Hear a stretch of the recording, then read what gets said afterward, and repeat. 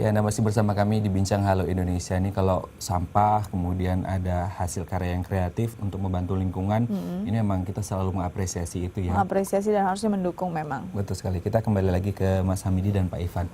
Mas Hamidi, ini kalau kita lihat kan berawal dari rumah, kemudian difasilitasi oleh Dinas Kebersihan dan Pertamanan Kota Tangerang untuk mendapatkan space tersendiri di TPA Rawakucing. Saya yakin ini adalah sebuah masterpiece ya, mahakarya yang sangat luar biasa, belum pernah ada mungkin di Indonesia. Nah, kemudian bagaimana sebenarnya proses awal, proses pembuatan daripada BBM sintetis ini?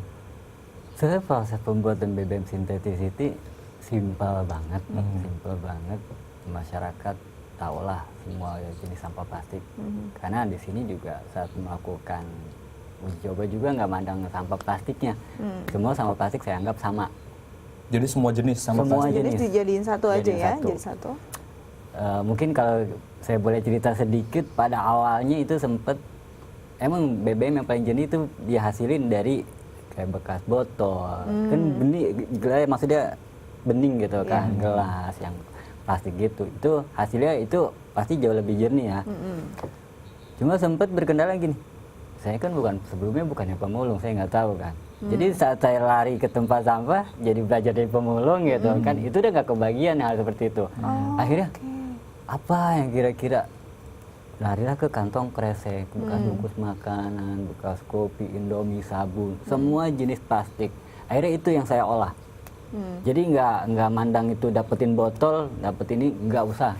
Karena apapun yang ada unsur plastiknya bisa dijadiin satu ya. Ternyata bahan bakunya murah meriah, malah gratis banget gitu. Iya, dan itu sangat tersedia. Tersedia banget, banyak banget ya gitu kan. Jika masyarakat mau rajin pasti. Nah, dari situ akhirnya, oh ya udah kantong kresek aja. Saya ambil kantong kresek. Nah, itu prosesnya gampang. Plastik itu nggak perlu dicuci. Kalau saya sih nggak perlu dicuci. Meskipun dia kotor, yang penting agak kering ya, jangan terlalu basah. Jangan kering. basah ya. Semua sampah plastik itu kita masukkan ke dalam tabung reaktor yang disebutnya.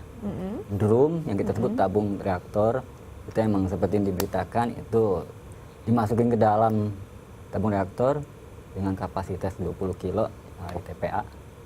Terus ditutup rapat. Itu benar-benar nggak boleh sama sekali, kalau bahasa kampungnya ngempos, bocor. Itu nggak boleh. Itu benar-benar kalau seandainya terjadi kebocoran, itu nggak akan keluar BBM. Oh oke.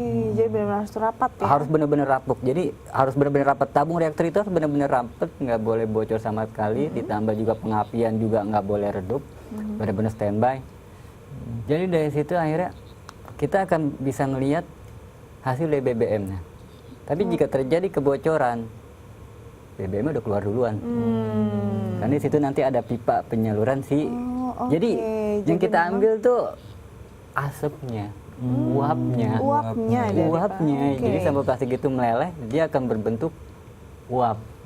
Oke, sebelum kita bicara ke hasil bahwa ini adalah prosesnya adalah bagaimana tiba-tiba ada pemulung dadakan lah ya Pak ya. Ini kan sebenarnya membantu proses kerja dari Dinas Kebersihan juga bagaimana mengurangi sampah, dan katanya targetnya tahun 2016 ini 2017 bebas sampah ya. Kita saksikan dulu dalam tayangan berikut ini. Sebagai salah satu kawasan penyangga ibu kota, Kota Tangerang tak terlepas dari masalah sampah. Berdasarkan data dari Dinas Kebersihan dan Pertamanan Kota Tangerang, warga Tangerang menyumbang 3.000 ton sampah setiap harinya. Sebagai salah satu solusi menanggulangi masalah sampah, Pemkot Tangerang melakukan peremajaan tempat pembuangan akhir Rawakucing yang berada di Kecamatan Neglasari, Tangerang. Berdasarkan data dari Dinas Kebersihan dan Pertamanan Kota Tangerang, TPA Rawakucing menampung 1.000 ton sampah setiap hari. Peremajaan TPA Rawakucing diawali dengan memaksimalkan sistem pengolahan sampah dan memperbaiki infrastruktur tempat pembuangan. Peremajaan TPA Rawakucing tak hanya dilakukan secara fisik melalui perbaikan infrastruktur. Kini TPA Rawakucing juga terbuka untuk umum sebagai sarana edukasi pengolahan sampah. Upaya ini dilakukan untuk mewujudkan Tangerang bebas sampah pada tahun 2017 mendatang.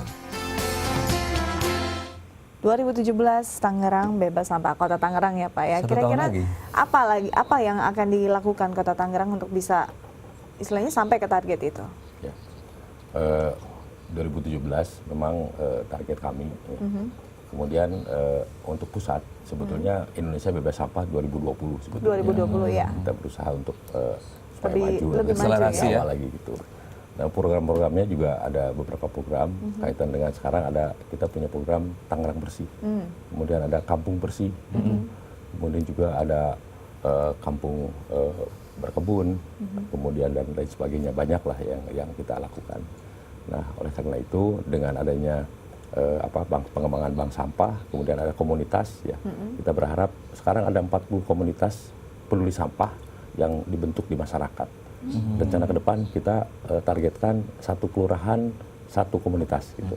Satu kelurahan satu komunitas ya. Berarti seluruh kelurahan di Kota Tangerang sudah ada komunitas peduli sampah. Baik. Sampah yang tadinya misalkan diangkut ke TPA, kemudian nanti akan diolah dan dipilah oleh komunitas itu.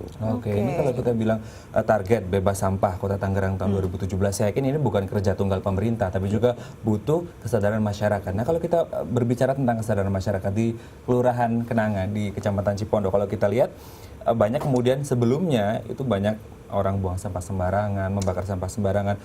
Apakah memang ini diawali dari kesadaran masyarakat yang kurang atau memang ketidaktersediaan tempat pembuangan sampah sebenarnya, Pak Ivan? Ya.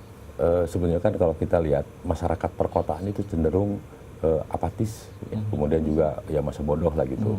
Nah, oleh karena itu dengan dibentuknya komunitas-komunitas itu kita berharap nanti ke depan mereka lebih peduli. Mereka juga ternyata senang gitu begitu lihat kampungnya jadi bersih gitu. Yang tadinya sampahnya tidak diangkut, nggak peduli, akhirnya mereka jadi peduli. Kemudian komplain gitu, kenapa kok sampah saya nggak diangkut? Nah, itu sudah mulai. Jadi kita tumbuhkan kesadaran masyarakat.